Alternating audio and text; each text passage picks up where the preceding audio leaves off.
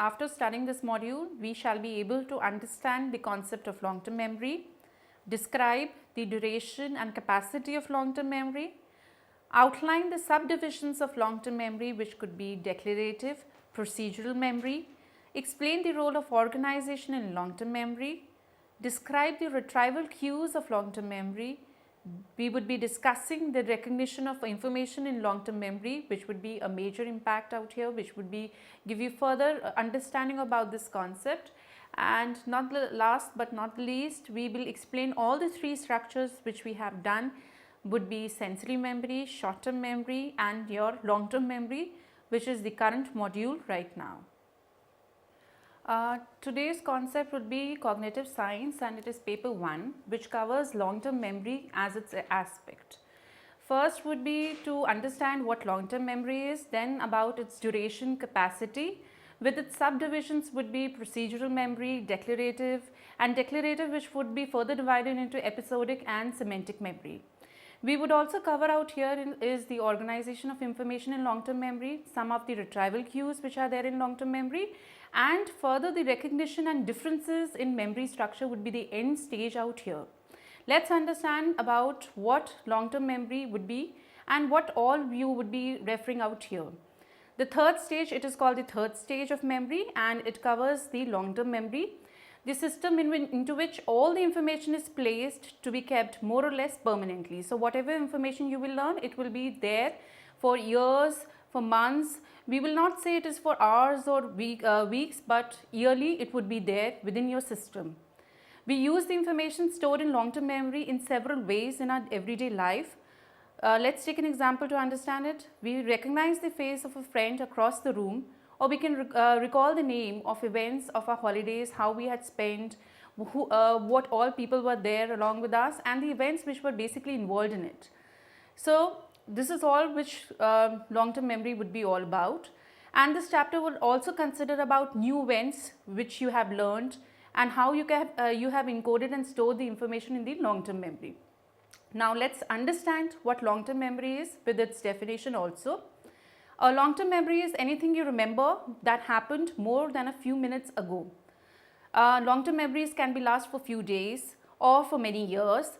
Long-term memories aren't all of equal strength. Some would be having stronger memories and some would be associated with weaker memories.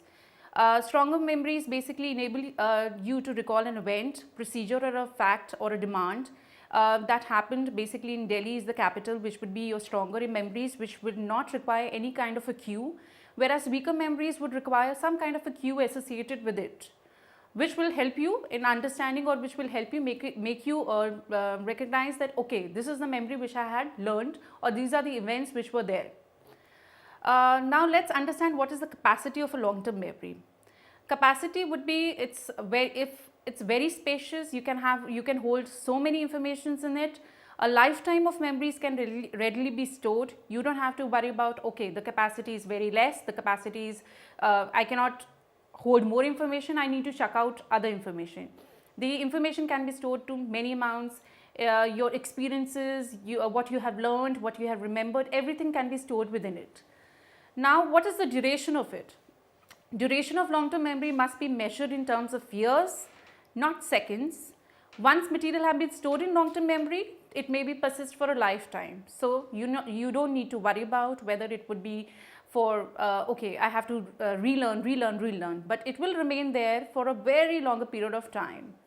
As certain studies have also been done about permanent memory, how information was stored permanently within your system. So all these information would be there for a very longer duration, and it will not fade away very easily.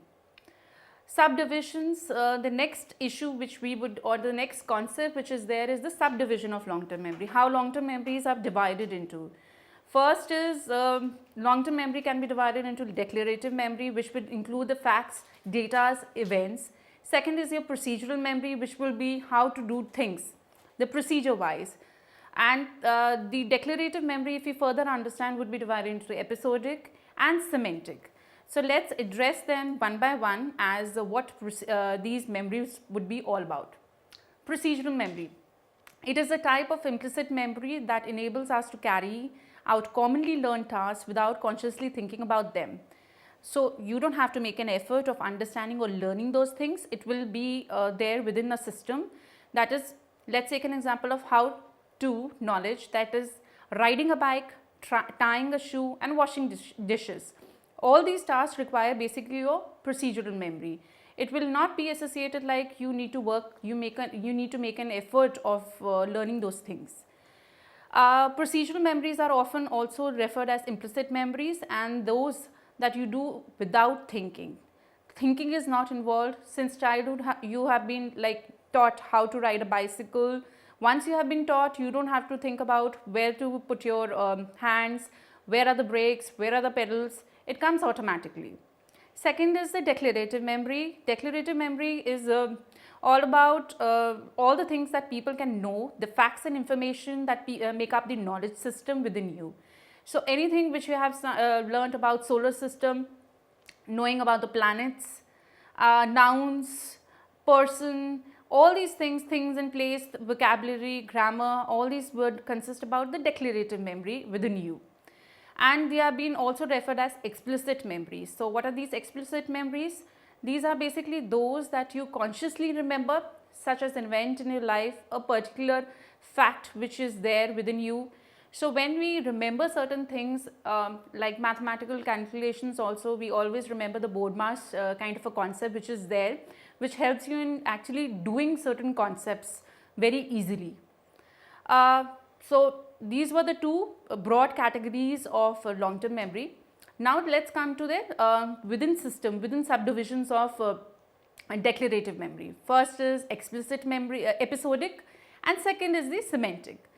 So as the word refers, episodic basically refers to something which is there in an autobiographical manner, an episode which has occurred in a life of yours. So all your personal experiences would be termed as your episodic memory, episodes in your life.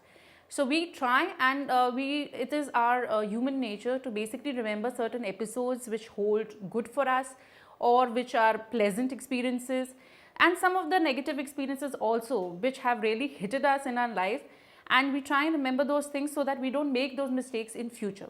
So these would be your episodic. So they have two categories. It could be positive experiences, it could be negative experiences, anything which could be related to.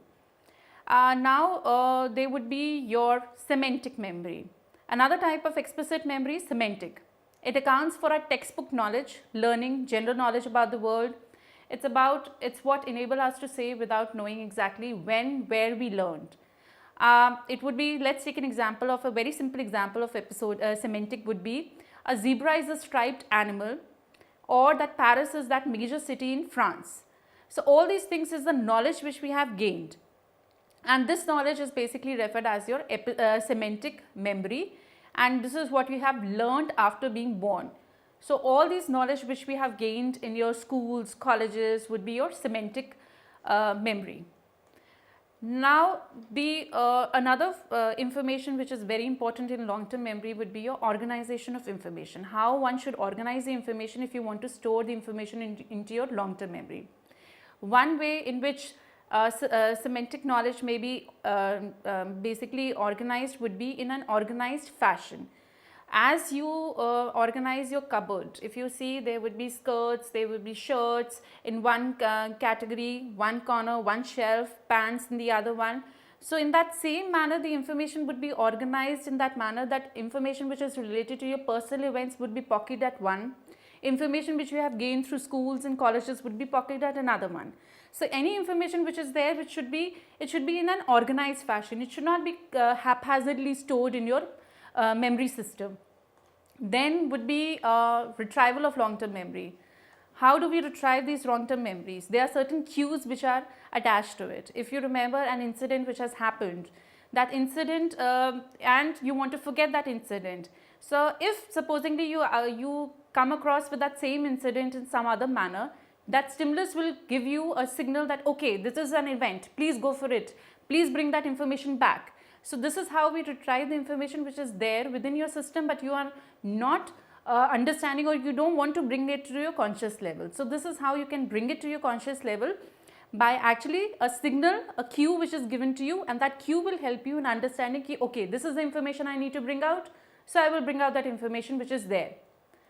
The concept of retrieval cues help to explain why using elaborative rehearsal to encode information in working memory is the best strategy for creating easily accessible, stable long-term memories.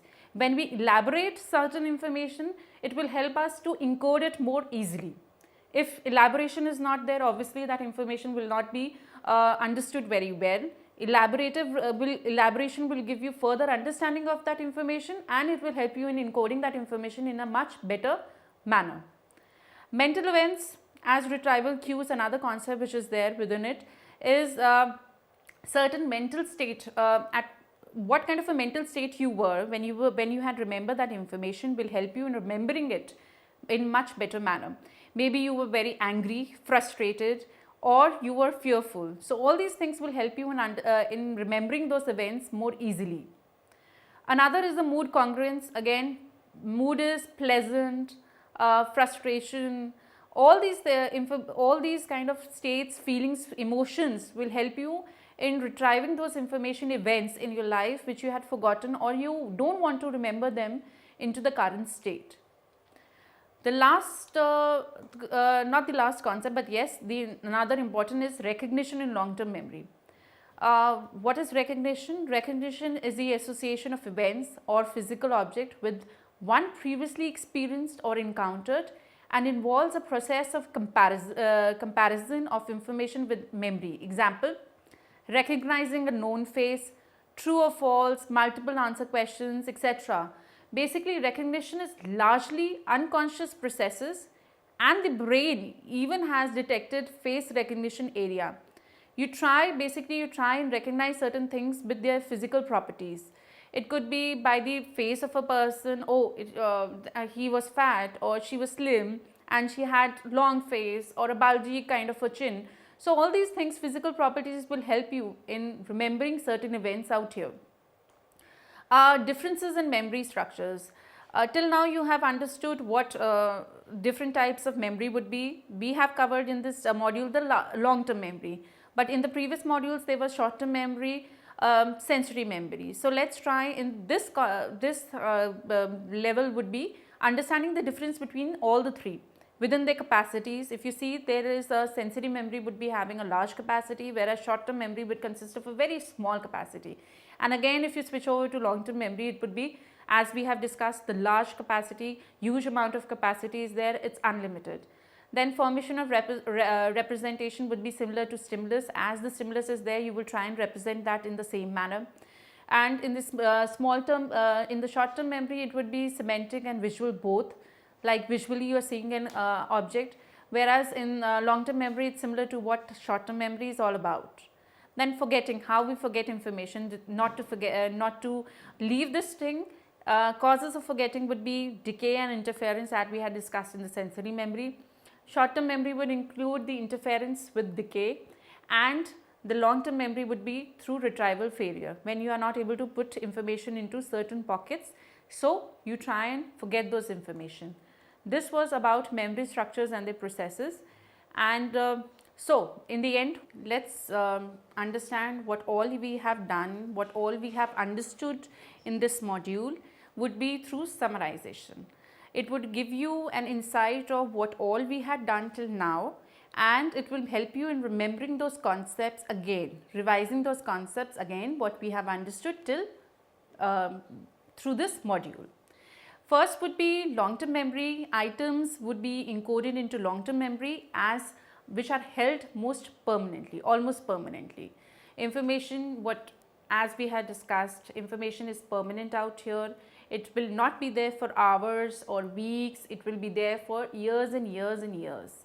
So virtually we can say it holds unlimited capacity.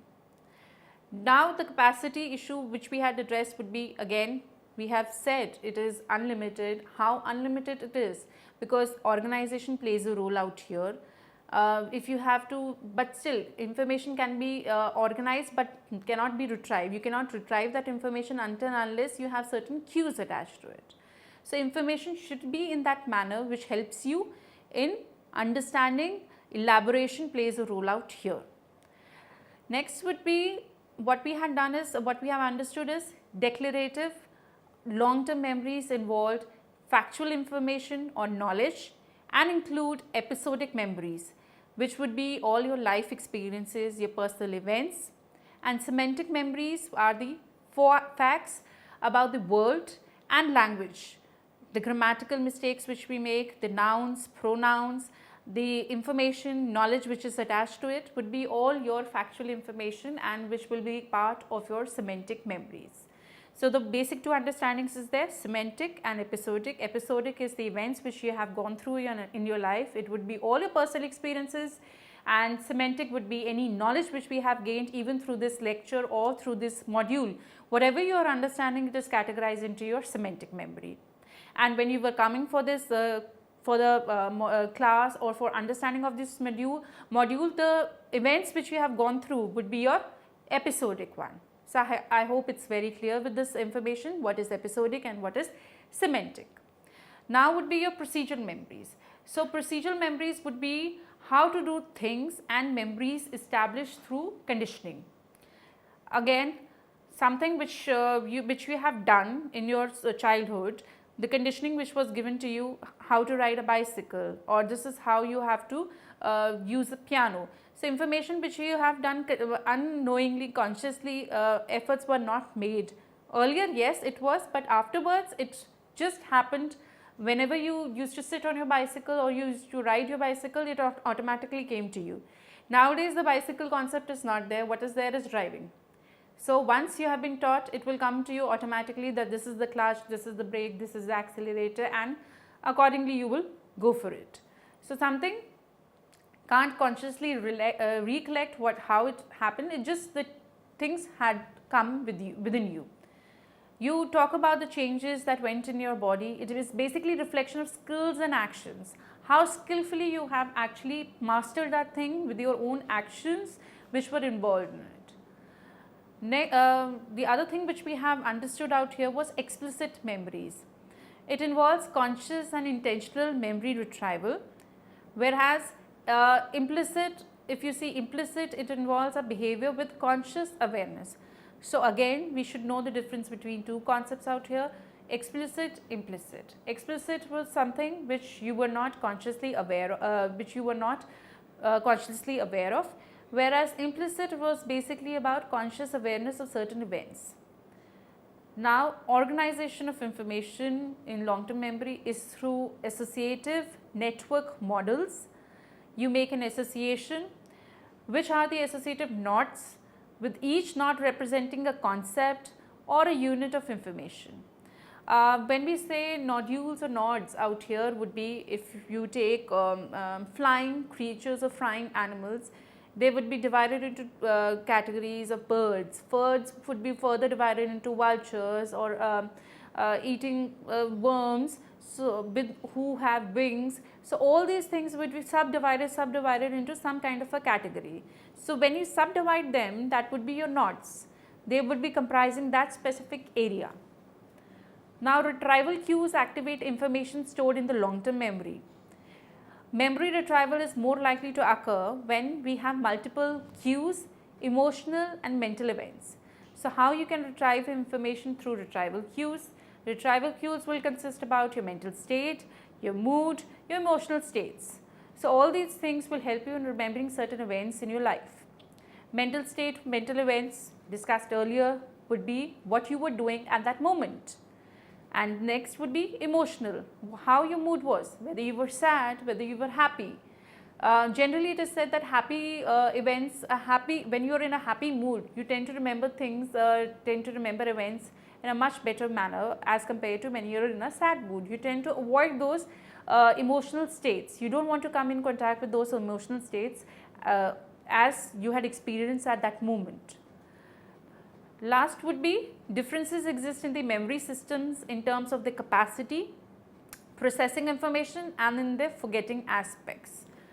It would be capacity of all the three memory structures. When we had discussed about memory, we had divided them into three structures. It would be sensory, short term and long term. So, in the earlier modules you have understood about sensory memory, about short-term memory, and in this module we were addressing about long-term memory. So it's a summarization of all the three memory structures. So when we combine them, when we see a combination of all the three, we could see that the unlimited capacity is there in the long-term memory. The sensory memory will hold all the information which is related to your visual aspects, your auditory aspects, whereas in short-term memory would hold all the conscious events which we have gone through right now. Consciously you have made an effort of understanding those things. So in this short-term memory it would be 7 plus and minus 2 units, and in sensory memory it could be small amount of information which is there, which you have paid attention towards. The third stage of memory is the long-term memory. It is the system into which all the information is placed to be kept more or less permanently. We use the information stored in long-term memory in several ways in our everyday life. William James described this kind of memory as the knowledge of a former state of mind after it has once dropped from consciousness. Let us now understand the capacity and duration of long-term memory. Long-term memory is nothing if not spacious.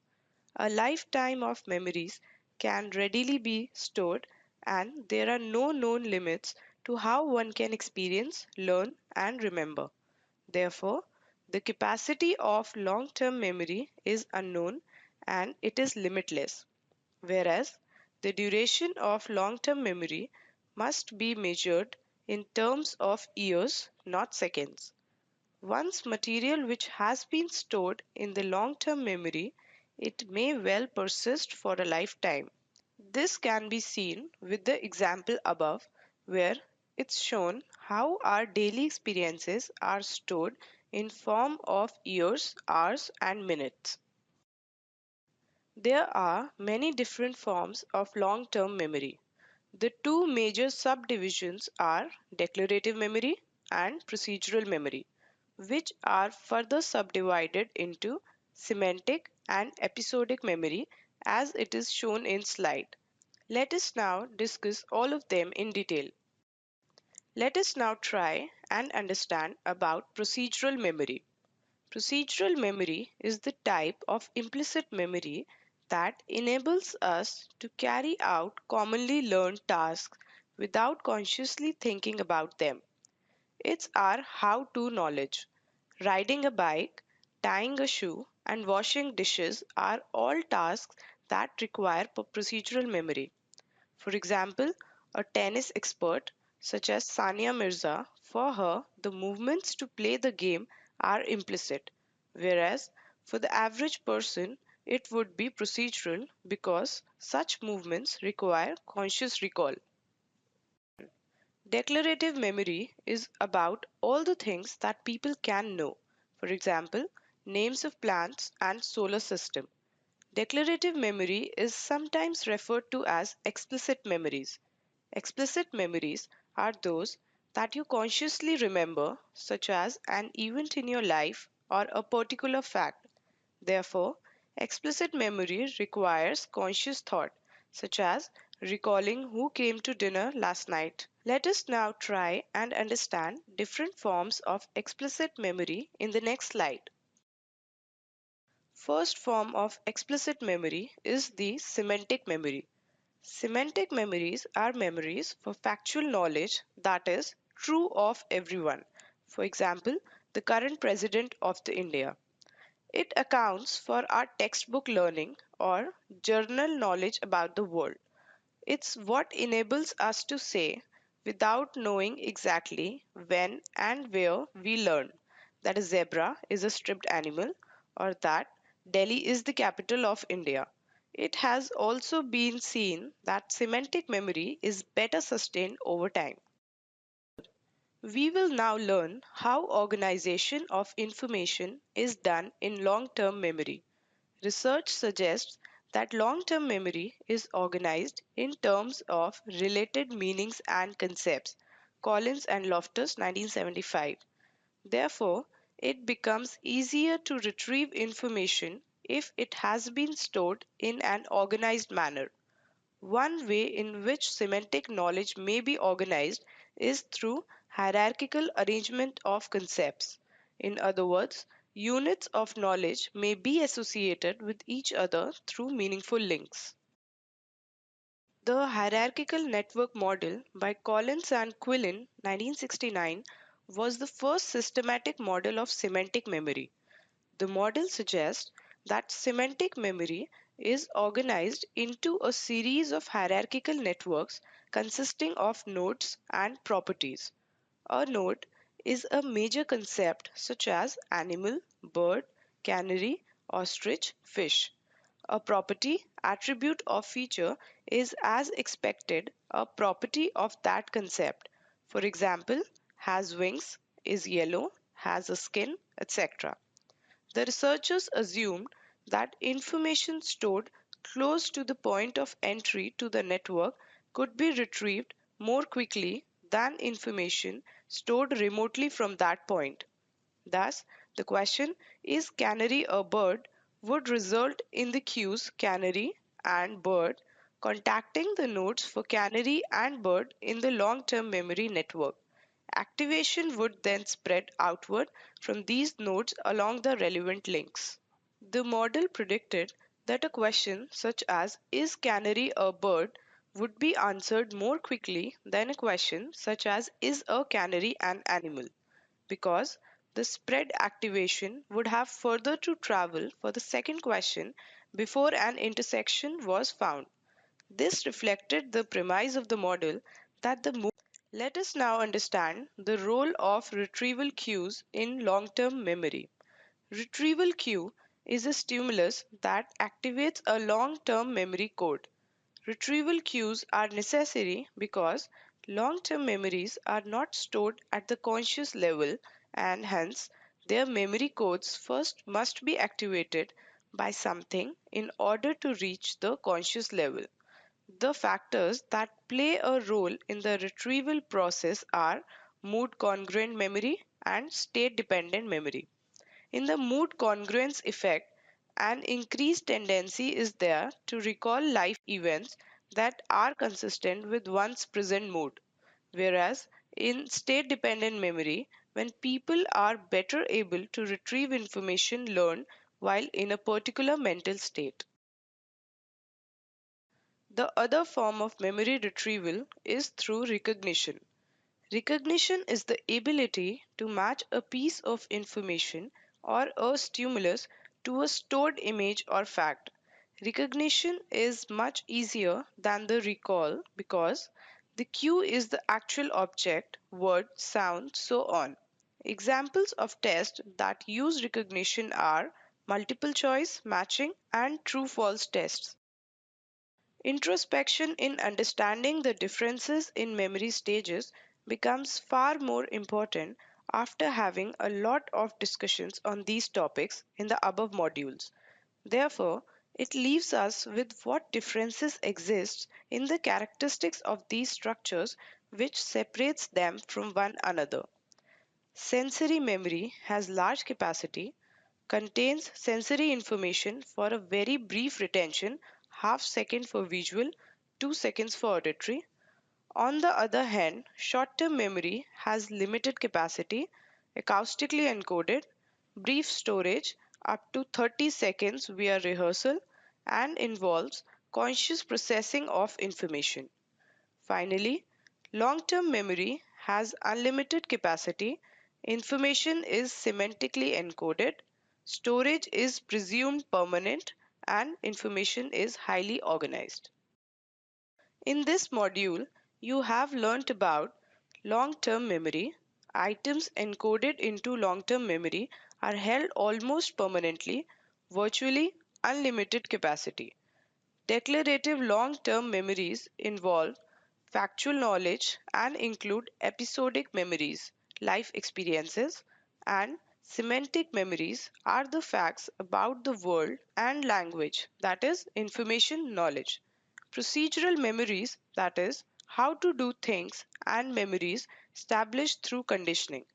Non-declarative, can't consciously recollect and talk about the changes that went on in our body. It is basically reflection of skills and actions. Explicit memory involves conscious and intentional memory retrieval, whereas implicit memory influences our behavior with conscious awareness. Organization of information in long-term memory is through associative network models, which are the associative nodes with each node representing a concept or unit of information. Retrieval cues activate information stored in the long-term memory. Memory retrieval is more likely to occur when we have multiple cues, emotional and mental events. Differences exist in the memory systems in terms of their capacity, processing information, and in their forgetting aspects.